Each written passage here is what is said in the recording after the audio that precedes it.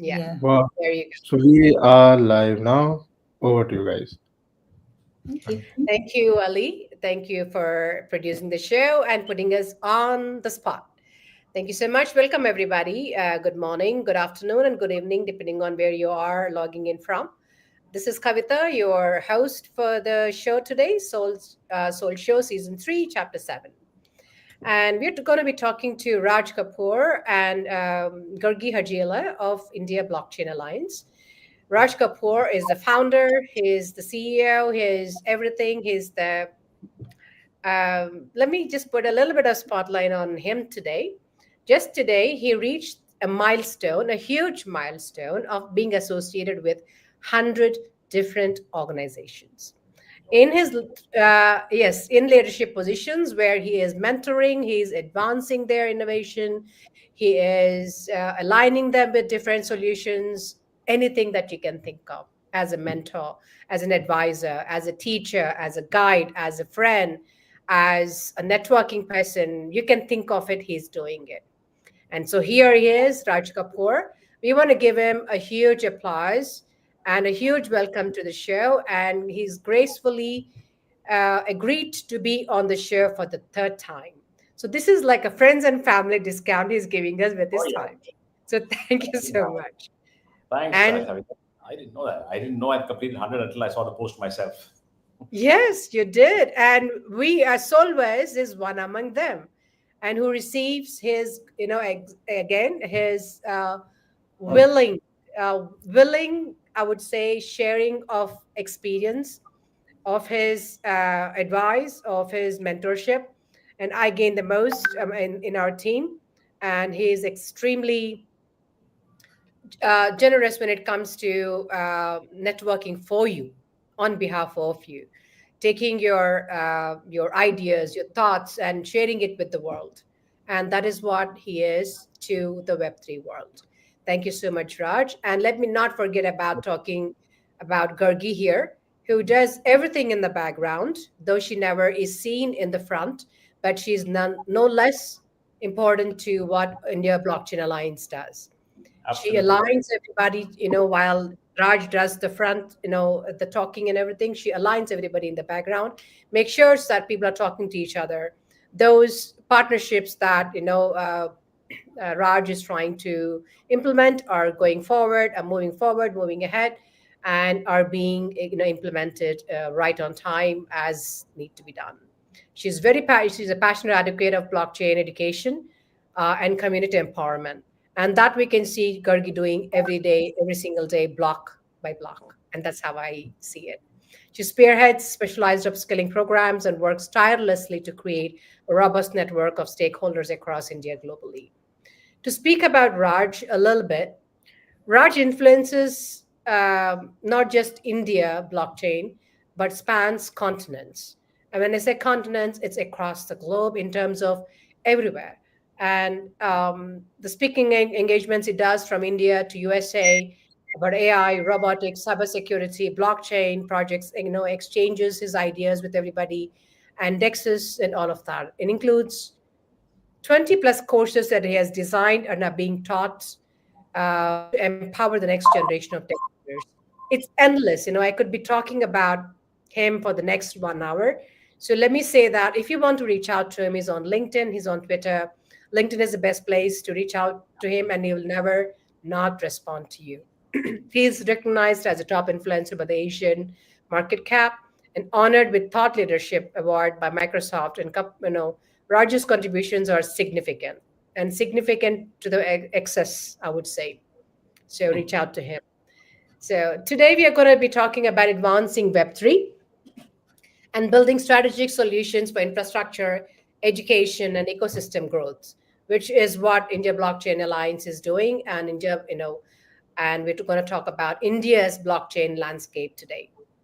Now, please join me in welcoming Raj and Gargi to the show. Thank you both. If you could introduce yourself, in your own words. You really want us to do that? I think it's enough. People can just get onto the LinkedIn. Otherwise, we'll have very little time for the show and more about us. It's not about the show. About us, you can check on LinkedIn, check online. Everything is there. So let's get on with the show, Kavita. It's much better. Let people enjoy the content which we're going to talk about. We can get connected later on. No problem at all. Absolutely, Raj. That is exactly you. And he's all about doing the deed. So let's talk a little bit about infrastructure development in India. As we know, everything is moving forward. What was thought about as the non-starter in India, especially with the way crypto, policies and governance has been looked at, the penalties and all of that stuff for in exchanges and everything. What do you think of the current state of India's blockchain infrastructure? Well, I'll tell you what. We've got the infrastructure on paper, very nice. Yes, we've got the vision by the blockchain. We've got nice, mighty papers. We've got papers from Niti Aayog. We've got everything. But really, we've got no direction. I'm being very honest about it. I've been in this space for long enough to know where we lack and it's good. We have the intent, but we don't have the right direction. Mhm. I always see India, so I always envisage India to be a superpower within this space. I always thought that we'll do something. India will be the next Nalanda. India will be the next big thing. We missed the Web 1 bus. We missed the Web 2 bus. Can we get hold of the Web 3 bus? Am I online still? I cannot see myself anymore. You are, Raj. All right. We can see you. Yeah. All right. I'll keep answering, although I can't see anything right now. My screen is gone blank, but doesn't matter. As long as I'm there. So I see a lot of intent on paper. I don't see much happening on the ground. That's my personal opinion. Okay. So you can hold me for it because I've seen a lot of things happening. Now, as far as infrastructure is concerned, more than infrastructure, I think what we really need is the policy. You cannot have infrastructure and you not have policy. That's the big oxymoron or the big dichotomy we are facing right now. It's really strange that you say we have the infrastructure. Yeah, great. Where's the policy? Yeah. Why do people not want to go out of India and say, well, there's clarity there, there's not so much here? Because there's clarity of policy and infrastructure out there, digital and otherwise. We don't have it. I would like to see that happening here. I would like to see the convergence of policy as well as digital infrastructure. I don't see much of it happening there. I don't see it's any whatever's happening is very ad hoc. We need to have an integrated approach, which I don't see at all. And I think that's the big problem out here. I see things happening slowly and steadily, layers being put. But again, they're so fragmented. By the time a new layer comes, the older one has become pretty much defunct. Right. I think we work on that. And that, I think, is the biggest challenge we face in our nation. And it's not so much in other nations sometimes. They're moving at a faster clip than we are. And we should be concerned. That's my sense on our infrastructure, digital infrastructure. It's great. We do talk about the UPIs and other those things. Those are fine. I'm talking about blockchain infrastructure. I'm not talking about fintech infrastructure, blockchain infrastructure. We don't have it. There are a lot of things. If you look at the latest blockchain stack, there are a lot of things out there. But just have a look at the number of use cases on them. That will tell you the real story. That will tell you what is our blockchain digital infrastructure. And that will tell you we should be concerned. That's my absolutely. The infrastructure needs to start ground up, Raj. When we started, I think when you talk about fintech or when you talk about the UPI and all of these things, there was the basic infrastructure in place already. Yes. And things were built on top of that. And for Web3, what's missing is the basic infrastructure. We do not understand what it means to have, basic stuff as an identity layer. Everybody wants to build beyond that, but they're not understanding the fact that everything needs to come back down to identity, right? Yes. What will happen? Let me take you back to how things were cleared when the IT boom started happening. Government thought about a single window clearance for licenses, for for the regulations, for everything that was required. So you were handed a package, and NASSCOM kind of a thing. Entities like CII and NASSCOM took the initiatives those days, and put a package together for IT companies. And these are the licenses that you need to have. If you develop software, this will be your taxes. And all there was a clear kind of an understanding. If you went to that window and applied for this kind of license or whatever it is, you understood what you were getting into. These were your financial requirements. This is what you required. This is what you needed to put in. This is the your investment that you needed to do and all of that. What is the kind of I would say that kind of single window clearance is what is it that is required to put that together for Web3 infrastructure for no, and also for the foundation building for Web3 adoption. Yeah, I think what's required is political intent. That's most important. It has to come from the top. It cannot be bottom-up approach. It has to be a top-down approach. We need very strong political intent. We talk about India being a superpower. It is a superpower, no doubt about it. And like fifth largest economy, etc. Can we not make it even better? It's the quality which is important, not the quantity. We are the fifth largest because we are very large. We have got the largest population in the world, and we are a large country. That doesn't make us proud of numbers. The numbers we should be proud of are qualitative numbers, not quantitative numbers. I think that's a very big plus we need to really look at. But what we're looking at it is a very skewed approach of looking. We're sitting at the policy since 2017. That's long years, and what have we really been doing? The CBDC has been, the pilot was to roll out in 2021, 22, it came out later. It's still virtually still a pilot, not much happening. Of course, there is some noise every now and then. Cred recently took on and made the CBDC, but it's not on the blockchain. What are we really doing exactly? We seem to be a little confused, like something like a headless chicken. You're running in all directions, yes, but are we running in the right direction? I don't think so. Are we running together? I don't think so. We're working in silos. So political intent, a little bit more awareness, and that's where education plays a really, really important role. Awareness plays a very important role. Otherwise, it's the same old. Even till today, everybody thinks Bitcoin is blockchain, blockchain is Bitcoin, and there's a huge confusion and a conundrum as to where we go, how we go. It's sometimes it gets tiring to explain to people. It's not the same, guys. It's not potatoes. It's not the same. It's what we need to do. We need that. That's I think the next question of yours will go around that. I'm sure is the education awareness. What do we do for it?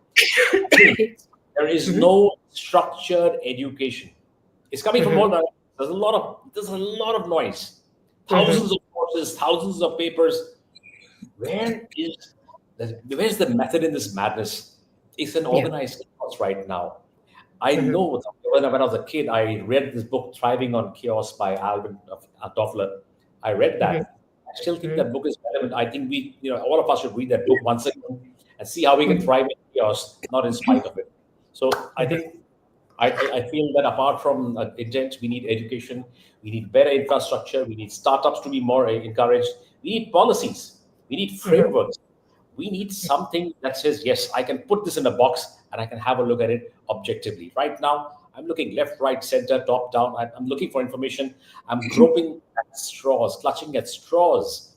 That's not right. It does not augur a great environment for infrastructure growth, for economic growth either. We cannot boast of numbers because of our size. We should boast of qualitative numbers, not quantitative numbers. Raj, on those lines, when you talk about CBDC taking a long time and also the policies that are non-existent, or if they're existent, they're just being tabled, but nothing has evolved out of it. But there have also been quite a few missteps along the way, right, Raj? When you talk about Bitcoin, it's not blockchain. I'm sorry? Sorry, I said you're being very kind. It's not a few, there have been lots. There have been lots. And one of the major ones, yes, they do mistake, Bitcoin for blockchain and blockchain for Bitcoin, but neither of them, Bitcoin cannot exist without blockchain, and blockchain does need to exist for any of the financial transactions, including CBDC, to kind of eventually become mainstream, right? Yes. And when you go about making laws that would kill the cryptocurrency market, how do you even, think about adoption? How do you even think about making a change? And how do you think about cohesive governance or growing together, moving in the same direction, right? And these are the policies. Go ahead, yeah. So we are killing innovation as of right now. Let's see. I ask always a question. We've got a lot of we've got a lot of talent in our country. We have a lot of it. And everybody wants to actually show their prowess. Do we really get a chance? We are basically a great back office for a lot of the Western countries. I don't think we have a product which we can say we're proud of as of now. Hopefully, we have soon, very soon with Solverse and Sol Wallet. It becomes a world standard. Do we have anything global standard? Really? Nothing much. let it be in any sector, I don't see anything much. Yes, we've got tech talent. That's great. One of the best in the world. But beyond that, can we have products which we can say anybody, you go outside the nation, you go outside India and you ask, you maybe people know about 3 or 4 Indian brands, or maybe 5 Indian brands. Beyond that, do we know? No, we don't know. So that's the thing we should be working on. We should be That's working. Yeah. That's interesting, Raj, because if you look at, we're talking about India as being the back office, and which is very true.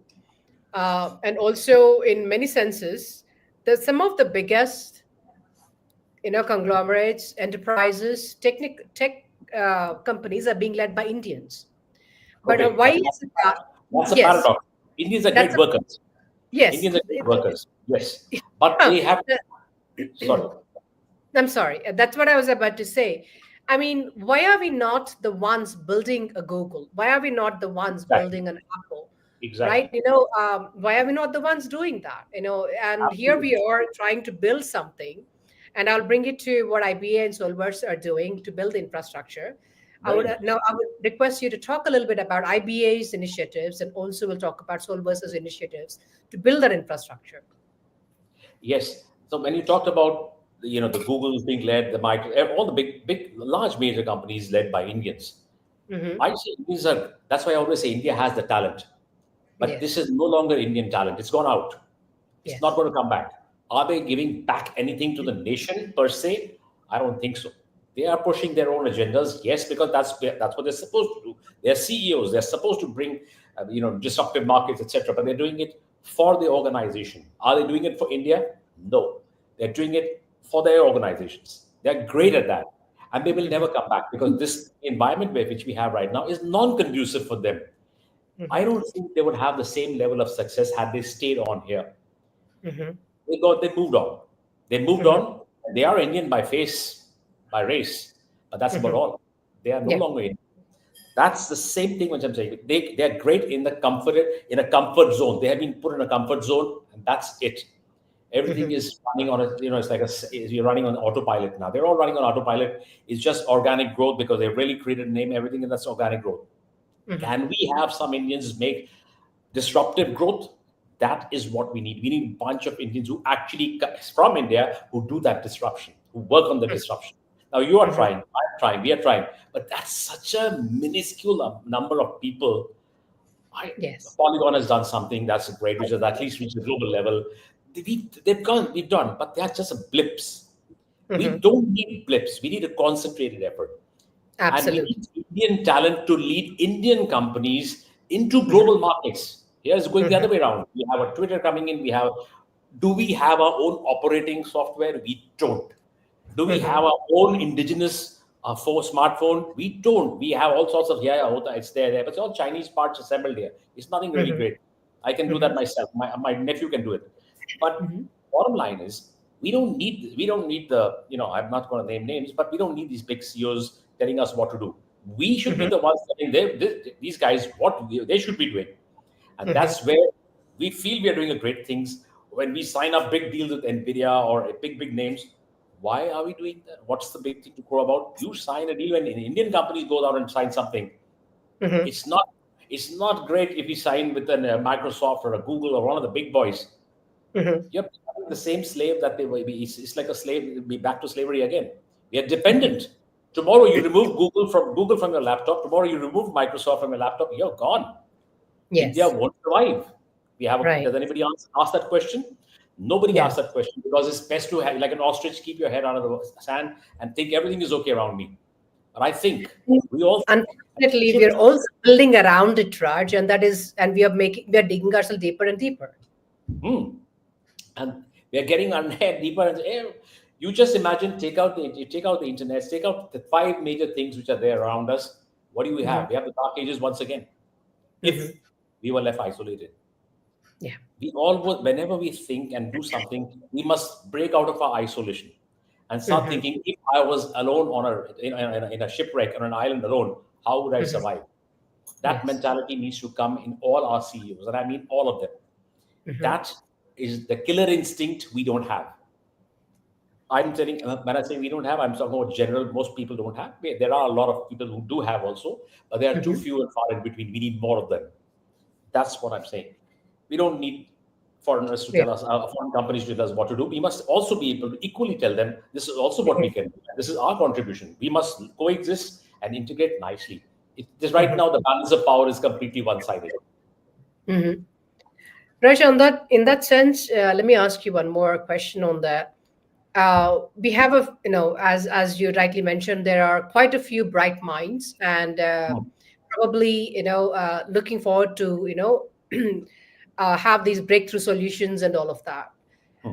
From your experience and my experience, we've also seen that funding is very, very tricky in these markets, right? Yes, yes. Some of the best as solutions don't get funded because the optics are not that great, Yeah. or the vision is not understood, and some of the most highly talked about the current technologies get funded, and 90% of them go bust, but still the VCs are willing to take that chance because that is the most fancy thing to do at this moment. Yeah. How do you think that should change? Should that change is the first question. Yes. Is this First, entire VC system, should it change? yeah. Let me tell you a couple of things. First of all, a lot of things have to change. The first change is we should not be a cut, copy, paste nation. Hmm. A lot of our startups are just cut, copy, paste. It's just they find some nice, great, some app or a platform outside and try just make a little modification and make it an aloo tikki burger instead of you know, a McDonald's burger. So we are doing that. That's one of the reasons why VCs get a little turned off, myth, because it's nothing new. Hmm. Second, what are the problems? Are you trying to solve any problem or just try to ride the wave, hype wave, so to speak? Hmm. Sometimes I've seen people throw words like AI, blockchain right into their solutions when you don't even require them. Sometimes you Hmm. really need to put them inside. All right, okay, Yeah. doesn't matter. It's okay. It's part of perception marketing. It's perfectly okay. Nothing wrong. But actually, now people have become very wise to that. That entire Hmm. boom of the VC boom when they were funding every damn thing is gone because they burned a lot of their money and they've Hmm. decided, well, let's get a little serious. And then therefore they become defensive. We have Hmm. burned our own bridges, basically. Even if you Yeah. look at our startup ecosystem here, especially in India, we Hmm. talk about numbers. That many startups are there in India. Why do we need Hmm. so many startups? Do we Hmm. really need so many startups? I mean, if we do, what are they really doing? What problems are solving? Do we have so many problems that we need 100,000, 200,000, 500,000 startups? Do we have so many problems? Oh, wow. If we have, then we are in real trouble. So Yes. that most of them are either modifying a little bit. VCs have now become wise to that. That's another. Also, the VC mindset also needs to change. I think a lot Hmm. of too. I mean, while there are some great startups, yes, there's some great startups. I work with a lot of them in India and outside. Hmm. However, the VC looks at everything with a very jaundiced eye most of the time. He Hmm. looks at it and says, been there, done that. You got to have that one single moment of wow moment right in the beginning when you make your pitch. You got Hmm. to have that wow, and it'll come only if you have a product that is wow. It won't come Yeah. otherwise. We Yeah. feel that everybody from the big uh, B schools and the big tech schools think that we've got the best invention since sliced bread. Hmm. Nothing better, can't be better. But the problem Yeah. is, after sliced bread, where has been the innovation? After sliced bread, we only had variants of the bread, but we never We had have that innovation. sourdough Yeah, bread. that's the problem. Hmm. When somebody tells me, "Oh, Uber was there, so we got Ola. There was Amazon, so we got Flipkart," and Hmm. crazy valuations. That has Yes. also killed the markets. That's also killed the markets because people have burned a lot of money. And the big Hmm. thing in startups is we want to burn money. Why do you want to burn money? Would you burn your own dad's money or your own money? No, you won't do that. You're burning somebody else's money. Yeah. First, think a little bit and listen, guys. I know there's a burn, always a cash burn. Can we Hmm. control the burns? VCs are going to value if you don't chase the money, you chase the client. I always believe go after a customer, get yourself validated and then valued rather than first valuation, all that stuff. So it's a whole big circus out there, in my opinion. We need Hmm. again to put a method in the madness. I always, Kavita, in a lighter moment, I always also say for the VC side also, startups never ask VCs questions. Hmm. What's your track record? Have they ever asked them? They know very Yeah. well that's the day they ask them, they're going to get kicked out of the show anyway. That's for sure. What's your track record? Okay, Yeah. maybe one fluke here and there, or one good investment. Or how about the rest of them? Mhm. Nobody answers. So in a lighter moment, I always say, is if you don't want to show your CV, then you become a VC. So so it's Upside down. yeah, but it's a two-way traffic. VCs Mhm. need to be more sensitized to and Yeah. more aware of what people are trying to make. Mhm. We need to always have, even if you see some of the experts the VCs have who Mhm. assess the projects, you'll feel something wrong somewhere. Anyway, there's a disconnect. And the same Right. side for startups also, they must not think that VCs are going to fund everything, because at the end of the day, they're also answerable. Mhm. And they must, so the project has to really solve a real world problem. And that's the bottom line, nothing else. It really Mhm. needs to solve a problem for a long time, not just for today. No Mhm. band-aid strategies, long-term strategies. 3 years, 5 years, where is our product going to be? I don't think most of the youngsters today look at the 3 years, 5 years horizon, because they're looking at Mhm. immediate results. I want immediate funding. I want pre-seed, this, that, and Yeah. valuations are crazy. So many models. Mhm. Which is the right model? Can anybody tell me which is the right model? I don't think anyone can tell us which is the right model. There are Yeah. plenty of them, all in different scenarios. Can anybody Mhm. have a template? We don't have it. And also, we need to have a lot of, from a political perspective, we need to give them a lot of SOPs and incentives. We do have Startup India SOPs, but sometimes the bureaucracy kicks in and takes a very long time to get this done. A lot of the companies one then go look for foreign funding, go outside India, look for funding in the Dubai, etc. That doesn't always work. Different mindsets, different characterizations, different ways of looking at these things, different valuation models. Again, also we have a very poor startup record. Yeah, 90% of our startups fail in the first year or 2 years. That's not so good. You've been around for a long time, and that's a good thing. You're the one who made it to the other side. So I'm glad you are there. We are there since last 6 years, 7 years. So we all done that. We've swum. We've gone with dived in with the sharks, gone across the ocean, and reached the other side now. I think a lot of them need good advice also, and let their egos be to one side. Let's focus. They should focus on getting the work done.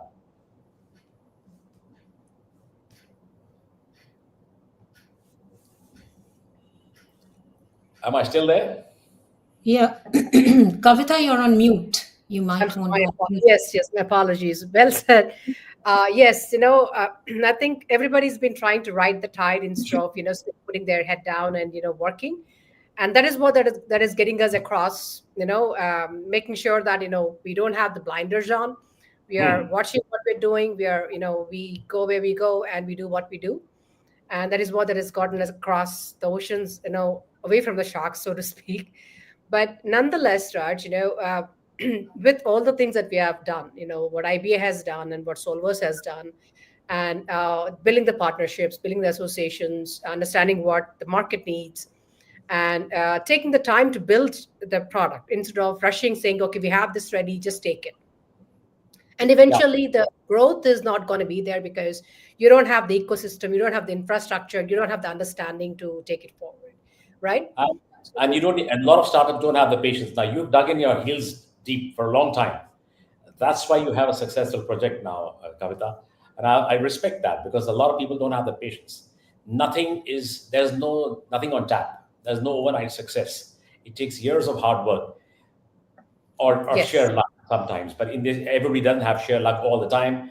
So a lot of hard work has gone in, and I appreciate those startups which have actually, gone for the long haul rather than the short-sighted, saying, "Okay, let's raise funds, burn, and then again, what the hell do I do Yeah. now?"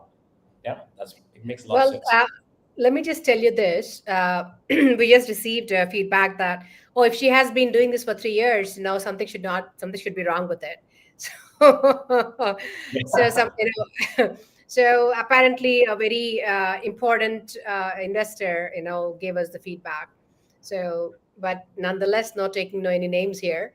Yeah. So let's talk about how IBA and Solvers is partnering and its initiatives, Raj. Oh, we are doing a lot of work, because you see, we work in sync and in tandem and we have a common vision there actually. What are we doing? Well, what are we not doing actually? Kavita, that should be the question.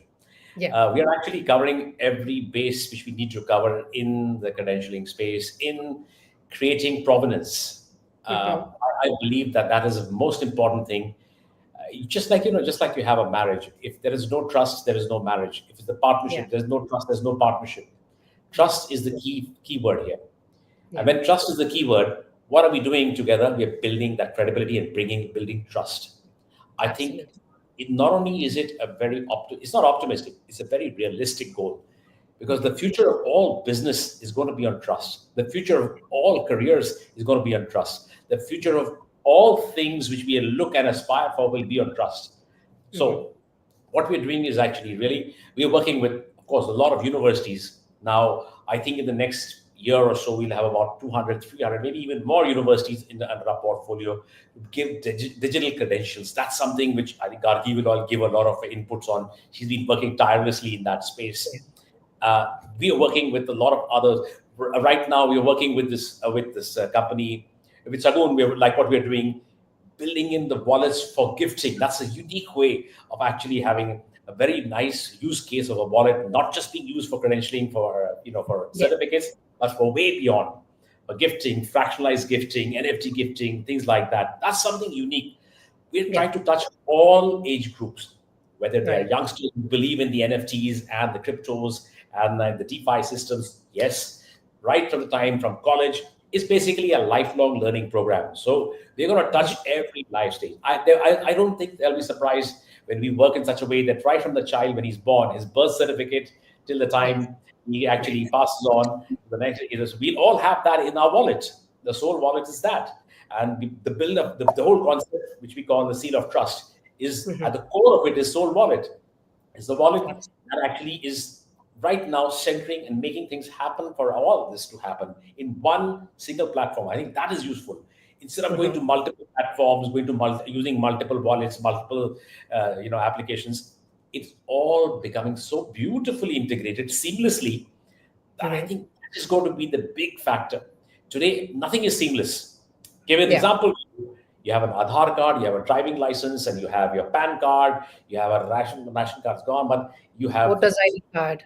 voter ID. I don't know how many IDs. In fact, when you put them in our real wallet, we can't sit properly because there's so many cards in the wallet. It's really a big problem. So, and there's an APAR for the child today, which the parents have to worry about as well. Yeah. Now, imagine if you lose your wallet. Now, imagine the hell you have to go through. Passport, you have a passport, a separate place for a passport, separate place for a PAN card, separate application for an Aadhaar card, separate application for an election card. You go crazy. I have experienced it, so I know that. And that's something which is, if we can solve that one problem, a single click digital, single SSI, it's literally as a dream come true. Just one click and everything gets updated at the same time. This is making me smile. I mean, I've been on the other side developing it. Now hearing it from somebody, it's making me smile. It should make you smile because it made me cry when I lost all 4 of them. I didn't know what the hell to do. So it was it's at least I'm glad somebody has an opposite reaction, because that's what we want. And for all who are listening in, don't you think that's the solution? Do you think you should be going to 4 different agencies running for the same one identity, which is you? Right? Yeah. Now, I'm also talking to a hotel right now, to a hotel chain, by the way, Kavita. And I've talked to them that why don't we use this as a digital identity? Scan your face and you become the digital identity. Everything is there. You can check in with that, the entire group across all the entire range. So there's so much. There are so many applications, whether it's healthcare records, whether it is your credentials, whether it is your certifications, post-working, during your corporate life. Even we are discussing it at the very highest level. Logistics and supply chains and IoTs. And I mean, SSID, is going to change how everything is going to be exchanged, how everything is going to be transacted, right? Take my word from yes, Kavita, for the next 5 years, we will all have an SSI. I am telling you that's my prediction for 2030. Everybody asks me, what's your 2030 prediction? This is my 2030 prediction. We're all going to be SSIs. All SSIs, everything. If it's not there, then we may be in the wrong country sometimes. Yeah, possibly true. I think that is the direction we will have to take, and that is what we talk. Let me come back now to the infrastructure part. Hmm. This is the infrastructure I wanted to talk to you about. SSI is the foundational layer for everything that Foundation. is going to go towards Web3, right? And Yes. that is the understanding that needs to come. So we are building Web3 games, Web3 this, Web3 that, fractionalizing this, fractionalizing that, without even thinking about what is going to hold all of this. Hmm. That is I- infrastructure we require, and that is where we're going to falter if we don't understand what infrastructure actually is going to be like for everything in Web3. Absolutely. I would call this, when we were in school, when I was in school, we had a Hindi chapter. And I will Mhm, use this today to show it for those, it's easy to understand them. There was a story called Neev Ki Eent. Neev mhm, is foundation, Eent is a brick. mhm, The first brick which you put in the foundation, mhm. I think this is the first brick. Without that, everything is just scattered, meaningless, ad hoc, and Yes. non-integrated. So Neve Ki Int is the most important thing, laying the real solid foundation of Web3 technologies, of making these Web3 an actual reality instead of just a buzzword or a hype word. That Mhm, is what's required. So my Hindi chapter, which I learned in class, I think a second or third, mhm, when I was about 8 years old, 50 odd years back, that I think is still the key. What they mhm. taught that time is still the truth. Right now, it's only moved from traditional to more Web3 and foundational. Absolutely, Raj. Absolutely. We do have, let me just put it out here. We do have about, from our knowledge, Solvers does, understand what everybody is doing. There are at least about 63 plus identity companies, and we keep adding to the list every day. But what is missing is the infrastructure around it, the wallet, the, interoperability, Yes. the biometric, uh, not the merger of Web2 and Web3, but completely, decentralized ID is Hmm. something that we have missed so far, and that is why Solvers has taken so long to build the Soul Super Wallet, which is Yes. integrating both the credential. I mean, not just both. Like four things: credentials, assets, NFTs, and CBDC. Now, that is the fourth wallet we are working on that is going to be integrated into everything that is going to be Soul ID. And And yeah. that's a very nice thing you said, because recently, if you heard an interview with Sabir Bhatia, the Mhm. gentleman who created Hotmail, Yes. he actually questioned one. He put a very pertinent question. He Mhm. said, "Who made Aadhaar for 1.3? We spent $1.3 billion on making Aadhaar, Mhm. which is easily hackable, whatever." Yeah. And he says, if I was to make it, I would make it in 20 million. The thing is, you can make things great without having to spend that sort of Yeah. money. And that's, I think, what you're doing is making it very simple and bite sized. When you make it bite sized, easy to understand, easy to adapt, easy to use, everybody will start using it without spending that sort of money which you would have spent otherwise. Raj, I've spent about 1 million, Yeah, and it's that's right. ready. Yeah. That- Yeah. So, and it can be done, Raj. That is the perseverance you need to have. Put your head down, Absolutely. keep your expenses low as much as you can, and spend where you need, and it can be done. And yes, of course, by the way, we do need the money now to go to market. But yes, we did it in 1 million about. Yeah. So, So and you there wish it it, is. get it. Yeah. You wish it, you'll do it. And mind you, it's just the beginning. And I think overall the costs will keep coming down as we go further and further. Yes. Uh, Yes. It can be done. You don't need $20 million to burn. And yeah. that's what I would say. I Yeah. wanted to ask Gargi at this point. Gargi, you've been talking to a lot of colleges, right? And you've been driving that kind of partnerships, hackathons, and the groundwork that needs to be done. Could you, shed some light on what the colleges are thinking at this time in terms of integration with identities, what blockchain means to them? Are they looking at teaching blockchain in their colleges? Are they looking at adopting colleges for their operations? Could you throw some light on that? Sure. When we talk about education, it's vast, and I will go by what Raj said.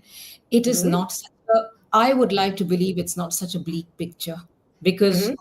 two young boys who are Hmm. techies, who are Gen Z students, and they contribute to the workforce as well. If we're talking about future proofing, not just our youth, but ourselves, we've got to look at some dynamic developments for sure. And the more deans and chancellors and professors I talk to, the more I'm convinced that we really need our policies and frameworks in place, because it's not adequate to say, I've got a program here, I've got a course here. Employability is the focus of the fulcrum of everything. So what do I do with just a program?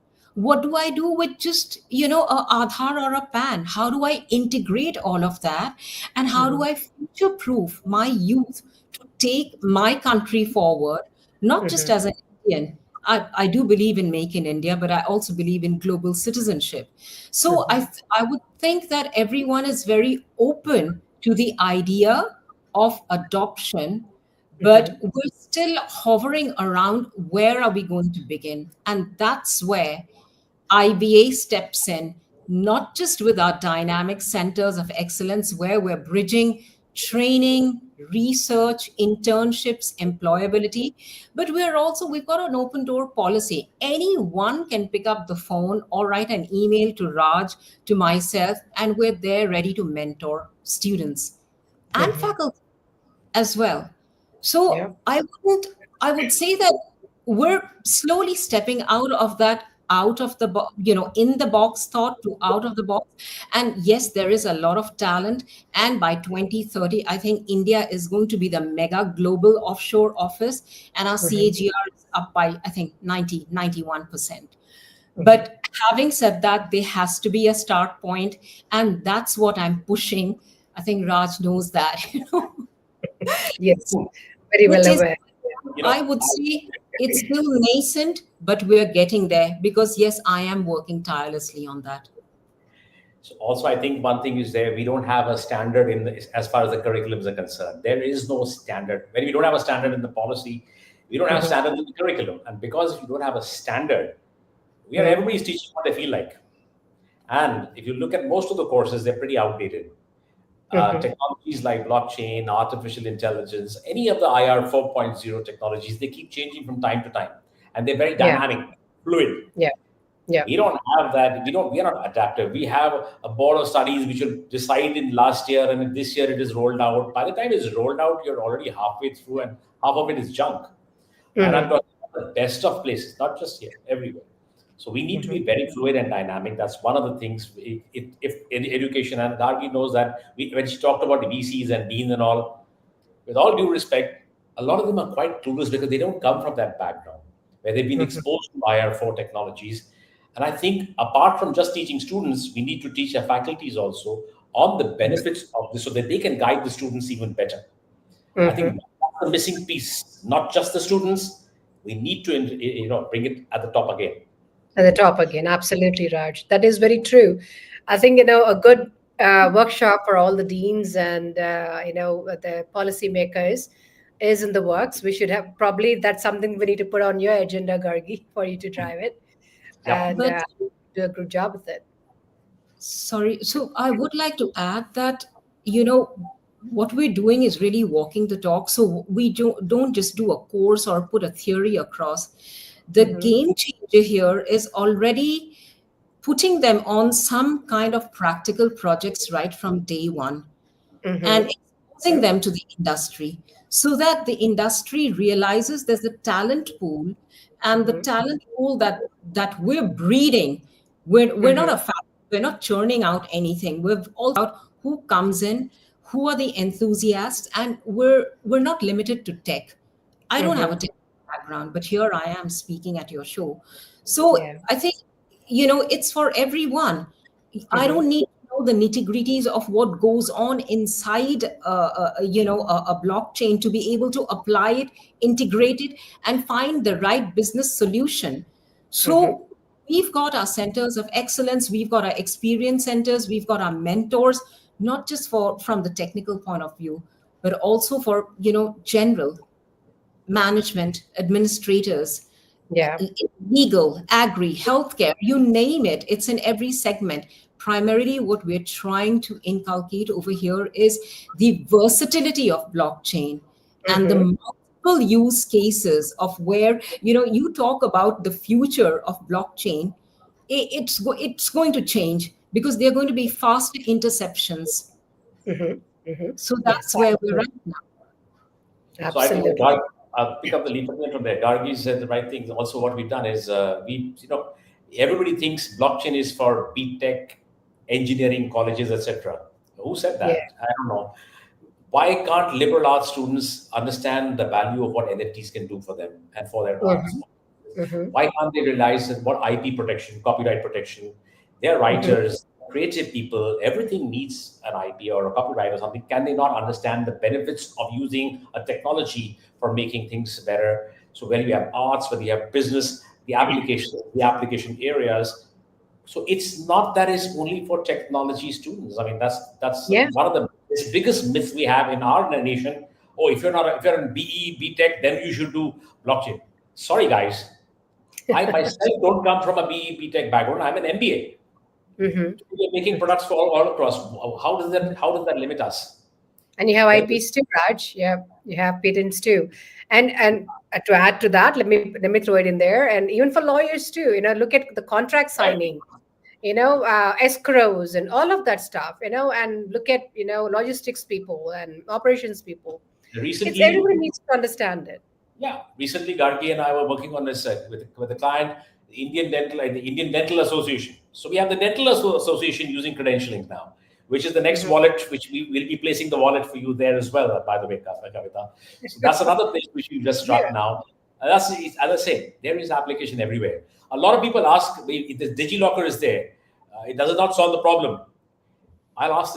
It's also in the mail. I'll make you answer that, but I'll ask one thing. Whoever wants that answer, write to me. I'll send you a 4-page document on all the holes we made in DigiLocker. I don't want to put it on record on the screen here, but please write to me. Anand has written that DigiLocker has helped solve the problem.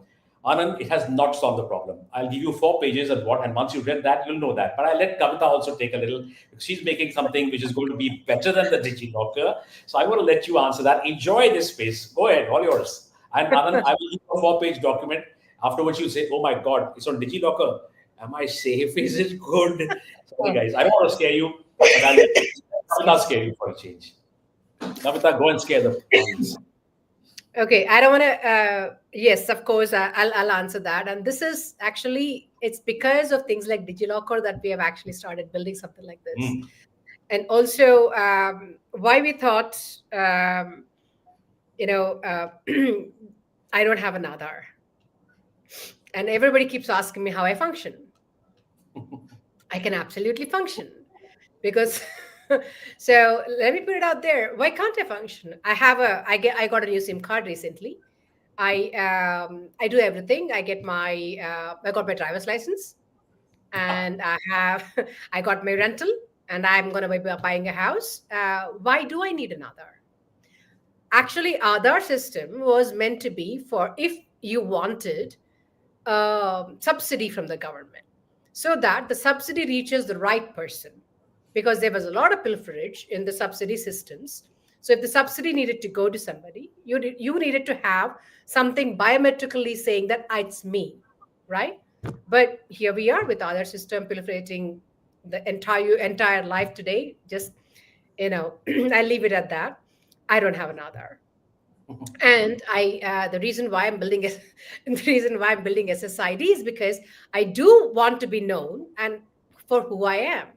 I don't want an Aadhaar to say who I am. I want to be known for who I am. And I want to have my driver's license to be my credential. I don't want it to be my identity. And DigiLocker does not solve it because DigiLocker holds PDFs. And while you're transferring it to somebody, the man in the middle, which could be me, let me just not say anything much more other than that. I can get your things. And paste my face, paste my name, paste everything onto it, and just slap it into my DigiLocker. In the same way I take it from yours, I can put it into mine. It is as simple as that. So everybody thinking that everything in DigiLocker is safe, I'm just going to be straightforward up here and let you know that it is not. And you can challenge me, and Raj will send you the paper. And Gargi also has the paper. Everybody, including the government, has the paper, and they don't know what to do with it because they've not answered me so far. But nonetheless, that's okay. It's part of it. Our job is to make sure that we point out the right things. It's nothing wrong. It's a system work in progress. So we put Yes. forward our thoughts on how it should be and how it will be in the future. And I'm sure there will be a pivot at some point of time, because right now it's just comme si comme ça. It's somewhere there but not there. But let's see. It's early days yet, and I'm sure there will be a change. So what we're trying to build is something that is immutable, that is trustworthy. And when somebody says that I have this, you actually have it. Yeah. And because it can be proved that it has gone from point A to point B, and it is mapped on the ledger, a decentralized ledger. It's in a simple terms, that's exactly what we're doing, proving that you are you through your biometrics, and everything that is given to you is just a credential. It is not your identity. Voter's ID card means that you can vote. Driver's license means you can drive. Passport means you can travel. They're not your identity. So you are your identity, and that is where it needs to begin. And that is what Solverse is doing for all of and everybody. Before I go, there are a few questions I would like to take up a little bit later, but we're not going to let you go with the rapid fire segment. This is for you, Raj. Yep. This is for you. 3 words only. What policy needs changing for Indian Web3 growth? I'm sorry, I didn't get you. Your voice broke a little. Sorry. I'm sorry. What policy needs changing for Indian Web3 growth? We don't have a policy. Okay, this is for you. Sorry. This is for you, Gargi. What's the biggest infrastructure block in Indian Web3? I'll let Raj take that. Okay. Again, answer is the same. We don't have a policy. We need a policy. Okay, I'll let either of you take this. Which sector has the highest blockchain adoption potential? Healthcare. After finance, healthcare. That's my opinion. Gargi, you can also say, we are also doing work in others, so I'm sure you can answer this as well. There's agriculture, there's education. Yes. Fantastic.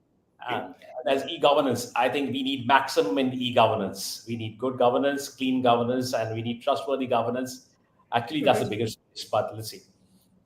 I hope the policymakers are listening today. I hope the PM. I hope so. We hope. Actually, there's more on that. If we're talking about sustainability and preservation, looking at how many people are falling ill in New Delhi, where you've just come from. We need to look at clean energy. We need to look at energy management in a good way as well. The Green Chain Protocol needs to do it, Raj.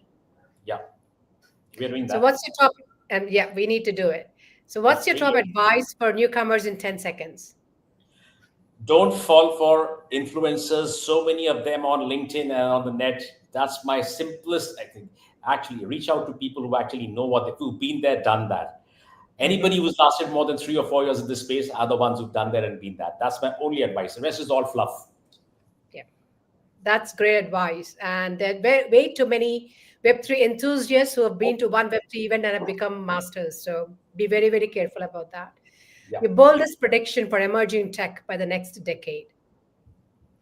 Everything is SSID. That's my prediction for 2030. I already predicted it before this question. I'm saying it again. Gargi, you have anything to add to that? I think I'll speak for Gargi here. By the hard work which she's doing, I think most universities, private universities in India at least, will be on Solverse, Soul Wallet. Wow. That's my prediction. Wow. Okay. Thank you, Raj. And you're making me smile. Thank you. Gargi, I would want you to take a bite at this if you can. You rate India's blockchain talent pool on a scale of 1 to 10 because you're kind of working towards that. India's blockchain talent Pool on scale of 1 to 10. As I see it today, I think we're not even at 5. I Okay, agree. I'll help her out. I'll break down her answer to 2. Blockchain, two. One is the infrastructure talent, and one is the core protocol layer. And so I think in the infrastructure we are 5 to 6, and in the application development we are 7 to 8. So the average, I think, is what she's taken out from her side, from the experiences she had with all these kids. We are getting there. I mean, we've got really good talent. Some of them are fantastic, but we still have a long way to go. And we have So many people, we need more. That's all. And we need more again, quality, not quantity. Today, every second person says, I know blockchain. Most of them really don't know it apart from the perfunctory level. So that's, I think, that's And what brings it a little bit. sorry, where is the access? We need to give them access for them Yeah. to come up to that great point Absolutely. that we're talking about. So Absolutely. this is rapid fire. So we'll have a rapid question next. Okay. Both of you can please answer this. Your favorite emerging tech project in India right now? For me, it's Gargi will answer this first, then I will tell you. I know Gargi is waiting to give this answer. Go ahead. Credentialing. That's your Soul one answer. wallet. Soul Yeah. wallet. Ouch. Yeah. Okay. Thank you. I think right now what I'm doing, one of the projects I'm doing is the e-notary project on blockchain, making the system more transparent, making the notarized system more transparent. I think that's the best one. And when I'm talking about it's right now, I'm not going to say what's 3 years down the line. All this may not exist. But yep, there we go. Thank you. Complete this. Both of you, please. Complete this. Web3 is dead without. Raj Kapoor. I'll again circle back to one thing: is dead without policy. Innovation is already strangulating. So I think without policy, that's very kind of Gargi to say, Raj Kapoor. Yes, fine, I'll take Yeah, that. And always the happy voice. to take that. Yeah. We But need I the think voice. still, in one word, policy. My second word, policy. Third word, policy. Without that, it's going to be everything. Instead of policy, we'll be saying Dubai, Dubai, Dubai. Everybody's going bye-bye and going to Dubai. So that's exactly what's happening. I know. And we hear a lot about, oh, what is she doing in Dehradun? What is she doing here? What is she doing there? Why is she still in India? Then, I mean, people are aware that, we are registered in the US and I'm from the US. And they're like, well, why did you come down to India to do this? And I'm like, this is where things need to happen and things will happen. And this is where I want to do it. And I think we're going to see, doing it. Raj, we have a lot of people talking about you in the comments. And somebody wants to know, is there scope to work on blockchain edtech in India? Mayank, I just opened the comments. Yes. So Mayank has asked that. The answer is yes. Straight yes. But there's a caveat. The right type of information should be disseminated. You should not have. There's a lot of courses, lots and lots of courses. LinkedIn has got lots of courses. It confuses you more than makes you learn. Frankly speaking, LinkedIn learning. Oh, good Lord! I only got confused. I thought I'd learned the wrong stuff. But nonetheless, I think there's a lot of scope. Yes, and not just blockchain. I think what you need to do, Mayank, if you're doing anything in this space, blockchain and IoT, blockchain and AI, blockchain and cybersecurity. See how technologies work in tandem. That's what's missing. Everybody's working in silos. They're working one silo at a time. You see there's a convergence. If you bring the convergence in your edtech, that's where you'll succeed, Maya. So that's Absolutely. So answer in one line, yes, lots of scope. 1.44 billion people, there's no scope. We are in the wrong country otherwise. Yeah, absolutely. We are looking at, whatever we do in the blockchain space. I'll just give him one statistic which will make him think. If you see the last NASSCOM record 21-22, it says by 2030 we need 800,000 blockchain professionals. Right now we are up to 60 or 70,000 blockchain professionals as we speak now. That is a massive space for you, my friend. Marriage with blockchain, say Web 4. Yes, Mayank, go ahead, make Web 4. I'll be happy to advise you. Let's make it. Yeah, he says marriage with blockchain. I say Web 4.0. Yeah, and I yes, think we're going to have. Used to say emerging technologies all put together, and make it as dynamic as possible, because evolution is required at every step. If you stagnate, you're just there. One thing, people have, taken for a ride, so to speak, is that putting it, like you said, putting AI into everything, right? AI will, we will ride AI for sure. That's absolutely going to happen. But that's going to happen as, as an immersive experience within these technologies that are being built. And the blockchain tech, it's going to be part of it. ML, all of these things, they're going to be cohesively working together. Simply thinking about agentic AIs, all these things and all of that, without the foundational layers is going to be a problem. It's going to be a problem. also at the end of any technology, it should be human-centric technology. There has to be a human in between technology. Without Yes. that, you can call it whatever you like. Yeah. A lot of people even thought that AI just started 3-4 years back. Frankly speaking, it's been there since last 50, 60 years. Yeah. Nothing, just that Chat GPT and generative AI put a spotlight on that, just like Bitcoin put on blockchain, On blockchain, ChatGPT yes. put on this. Mhm. Yes, absolutely, Raj. As we wrap up for today, I wish we had another half an hour, 1 more hour, Raj. This is going to be so. It basically means that everybody who's listening, thank you for listening in, and thank you for commenting and Raj and applauding Raj and his work. And we absolutely are with you, and we're going to bring him back, and we're going to bring Gargi back too next time. Yes. And we're going to be bringing more of the IBA partners, onto the forum, because, like Gargi said, every and any industry you think of, IBA has a mentor. Any industry that you want to learn, in or learn about, there's a mentor. So all you have to do is reach out to one of them and write or put a comment on our IBA post, and they will definitely reach out to you. And you can, absolutely learn whatever you want to learn about whatever industry, how blockchain will work in it. So without being, too condescending or anything, I believe that today, wherever I am, however I am, is people like Gargi in the background. They may not be so much in the forefront, but we really realize the value and the support which we get from them. That's important. Today, if I can reach out to 100 companies and I'm on board, it's because there are people behind me who take care of a lot of the work which I bring and put it on the table for them. So I think it's like a yin and yang. So if she's yin, I'm yang, or vice versa. Either way, it works like that. And that's how partners. You're yin and yang. Partnerships, people, and prosperity all go together. We are happy to be the yin or the yang of the ecosystem, Raj, and we're very thankful and much appreciate taking the time. And we know, and Raj was just in Devaprayag, not to immerse himself in the Ganga. Not that it is anything wrong with it, but he was out there talking to the top level, CXOs and all of them on the use of the emerging tech, the deep tech and blockchain and all of that. And he did talk about Solvers as well, for which we are very, very grateful that he is talking about the foundational layers, which is very important to Solvers. And we are grateful that it is being recognized across the globe, and especially by the leaders themselves.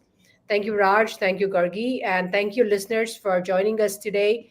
And it's been an incredible session filled with valuable insights. And it can never be any less with Raj, especially, and great, and Gargi.